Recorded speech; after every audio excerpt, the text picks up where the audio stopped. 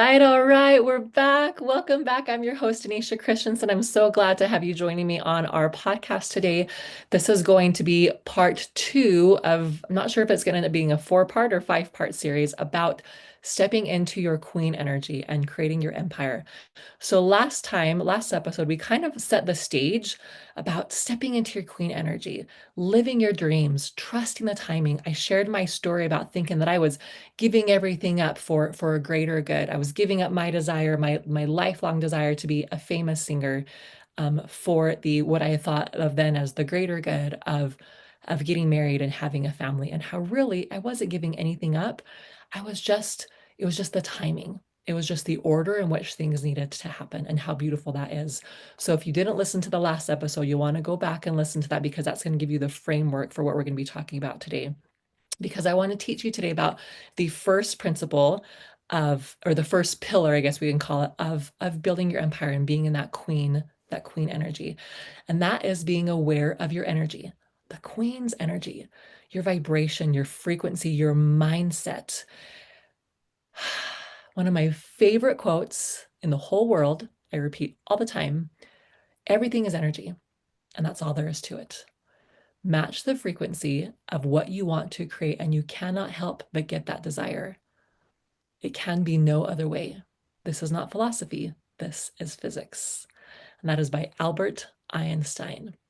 Now, what, and then Tesla also told us if you want to understand the secrets of the universe, think in terms of vibration, frequency, and energy.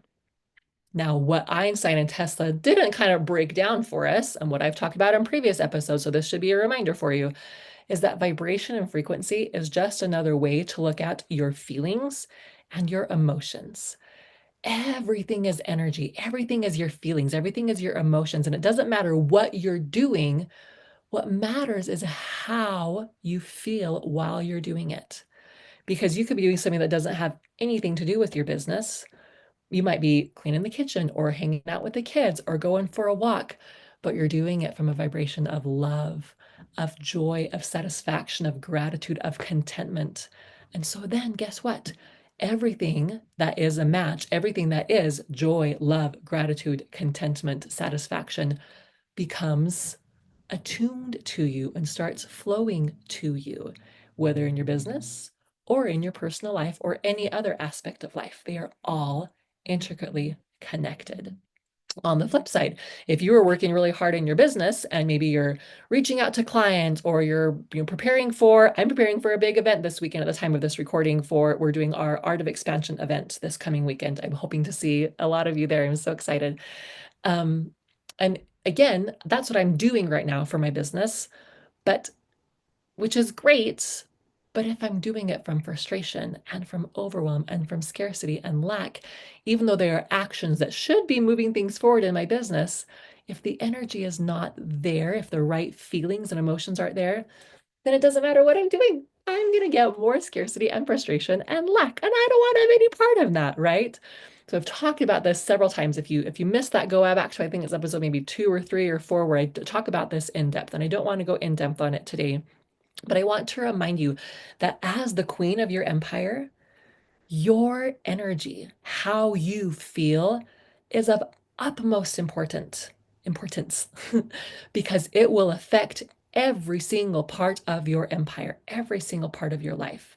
Physically, emotionally, spiritually, mentally, financially, your relationships, your business, everything comes back to how do you feel? And I can tell you firsthand, I used to, I haven't talked a whole ton about this, but I hope to have someone on to help teach and interview about astrology and human design. I am not by any means an expert, but I am pretty good at both of them. And it wasn't until I understood my human design of being a generator, a pure generator, and learning that a big part of my key indicators were my feelings of either feeling frustration or satisfaction. Satisfaction when things are in alignment and I'm in flow, I'm in my aligned energy, and frustration when I'm not. And I remember hearing that and going, oh my gosh, I have probably spent more than half of my life feeling frustrated. Literally, I don't think I ever really used that word. But as soon as I heard it, I was like, yes, that is how I have felt most of my life. I have felt frustrated. And it's because I've been in a lot of push, hustle, masculine energy in my past. I'm a Capricorn. I'm very vivacious, very energetic. I have big dreams, big goals, big desires, and I thought it was up to me to make it all happen. And so I was pushing and hustling to try and make it all happen, to fit everything in, right? Since then, now that I am aware of those emotions and I'm aware of the importance of the energy that I'm doing something in, as soon as I start to feel that frustration and I can feel it in my body, I can feel it in like a hunch in my shoulders, and I can feel it in my lower back, and I feel it in like this tightening in my chest. As soon as I notice that feeling, and these indications of that feeling, I step back. I pause, I breathe, I dance, I sing, I take a break. One of my favorite quotes is by Abraham Hicks, and she says, think as long as it's fun and work as long as it makes you happy, and otherwise, go take a nap. Meaning that it's better for you to literally go take a nap and reset your energy than it is to keep trying to do all the things in the wrong energy, in the energy that you do not want to create more of, right? So everything is energy, and that's all there is to it. So to be a queen, you must be so aware of your energy and so intentional and put your energy at the forefront as one of the most important things. Now, saying this might make you think of being selfish. Well, that's being selfish. And if I'm worried about myself and my energy more than anything else, isn't that kind of selfish? And guess what? It kind of is. But it's also being responsible and being kind and good, because what you're creating, like, what are you contributing to the world? Do you want to contribute more frustration, more overwhelm, more scarcity, more lack, more doom and gloom? Or do you want to contribute more joy, more love, more peace, more satisfaction, more harmony? So what is actually more selfish, to continue to do things in those lower vibration energies, or and not care about everybody else? Or is it more important to take time for yourself, to take time to, whatever it looks like, to realign your energy, whether it's putting yourself in timeout, whether it's going and taking a break, whether it's whatever it is, your energy is the most important thing. That is the way that you serve others, is by being aware of your energy, especially if you are a generator type, which is a generator or manifesting generator. Your energy is so, so, so important. And you're creating more of whatever you're putting out. I mean, it's important for all of us, but it's so important to be aware of. So being aware and cultivating and being intentional about your energy, your vibration, and your frequency, and consciously creating what you want more of. Now, the big part of this is your mindset. What are you consuming? What are you taking in? What are you allowing into your body, into your mind, into your energy, into your life, right? Be so intentional with what you're reading, what you're watching, what you're listening to, who you are associating with. This is why I love going to high vibe events with other amazing men and women. This is why I'm inviting people to come to the Art of Expansion this weekend, which at the time of this coming out won't even be a thing. It'll be in the past. But the following weekend, on March 20th through the 22nd, is the E3 Nationals Real Estate and Business Conference, going to be surrounded by thousands of extremely high vibe individuals. Come and join us. Come and be there. It's $97 for the whole weekend. Come and surround yourselves with high vibe people, high vibe energy. And with that, consciously choosing relationships, opportunities, people, places, things, movies, books, music that help you to elevate your vibration. Maybe it's not something that a place where you feel you're at yet, but guess what? You've all heard the term fake it till you make it. Pretend, go and be around there. That's the only way you're going to get comfortable there, is if you go and be in that vibration. And remember, everything's awkward until it's elegant. You might feel super awkward being around high vibe people. You might feel super awkward going to business conferences or entrepreneur events, or just being in like a fancy, a nice hotel or a restaurant. You might be like, I'm making this up. I don't belong here. I'm an imposter. It's okay. You'll feel that way until you're not, and then you'll know. but put yourself in those situations so you can see what it feels like, so that your energy can kind of, so it's kind of like a thermometer, right? That's set at one temperature. And when it's not, when it's like a, what's it, like your thermostat, that's what I'm looking for. And you set it to a certain, maybe you want it to be, 75 degrees in the house and it's only 62 because the house has been empty. Like, it's going to take a while for it to get up to 75, right? But it's a process and it will come. So trust it, allow it. Another really important part of this whole queen energy, pillar number one, is not letting others tell you who you are or who you should be. Making God's voice, allowing God's voice to be the loudest voice in your mind, in your heart, in your energy, and learning how you hear God's voice in your life. And then aligning to that, no matter what anyone or anything else says. And you've probably, if you've read my other or listened to my other podcasts or read any of my books, um, when I first started moving into this, even just starting into coaching and everything, and then especially when I started um, learning to belly dance and being outspoken about how belly dancing was changing my life and how I was incorporating it in my work, I didn't really feel very accepted by my family with that. It felt like I was raised very conservative.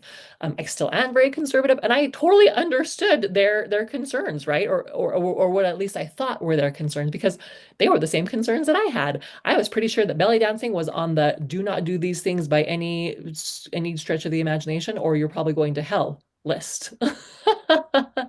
And because I believe that, then I was sure they were believing that. And I felt like I was being judged by them. Now, I've since realized like some of them were judging me and some of them were 100% like excited for me, but because I was judging me and I was feeling unsure and unconscious, I was projecting judgment from them. Does that make sense? I hope that makes sense for you. My point here is let God's voice be the loudest in your head. Let God's will align with yours. So we're all familiar with the phrase, God's ways are not our ways, right? But guess what? They can be. We only say that because we don't know how God works and we're afraid to trust how God works, how they work, how the universe works. But the more we understand, the more we allow, the more that we trust, the more that we connect with our bodies so we can hear God's voice and feel those feelings that God has for us more fully, then God's ways can become our ways. And how God's ways are opening a fish and finding his tax payment.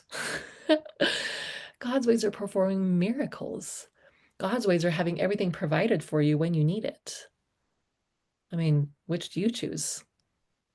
I know I'd way prefer a life being dazzled and delighted by miracles with some effort and work required on my part, right? But I'd way more choose that than a life of me trying to figure everything out and do everything myself. That sounds like the slow boat to China. And I want things fast and fun and amazing. I almost said easy, fast and fun and easy. I'm not going to tell you that God's ways are easy because they're not. Because in order to accept God's ways, you have to do a whole lot of releasing, a whole lot of surrendering, a whole lot of letting go of how you thought things would be so that you can allow God to work in you. But it's so worth it. It's so worth it. And as soon as you stop caring about what other people think and only care about what you think of you and what God thinks of you, that's when miracles will start happening. I love, we always, WWJD, what would Jesus do? Be like Jesus. I'm trying to be like Jesus. How can you be more like Jesus? And one of the things that I realized not even very long ago was, oh, we love and emulate Jesus for so many reasons, right? But one of them is because he was unapologetically him. There was so many people against him, opposing him, didn't understand him, spoke ill of him. He didn't care. He didn't let him influence his life, his mission, and what he came here to do. He was unapologetically Jesus the Christ. So how can you unapologetically be Susan Brown, Candace Hastings, Tanya Hodgkinson, Denisha Christensen, What does that look like? How can you be like Jesus? By being you and doing and being what you came here to do and came here to be. Standing up and being that amazing queen that you are. Love this. I hope this is sinking in for you and empowering you to go out. Now, am I saying go out and not care, not give a flying freak about what anyone else says or thinks or does, and do bad things because you don't care how it affects other people? No, that's not the type of person you are. You wouldn't be here listening to this if that's the kind of person that you were. You're owning who you are, letting other people's cares and worries and their life be theirs, and letting your life be yours. Okay, I'll see you next time.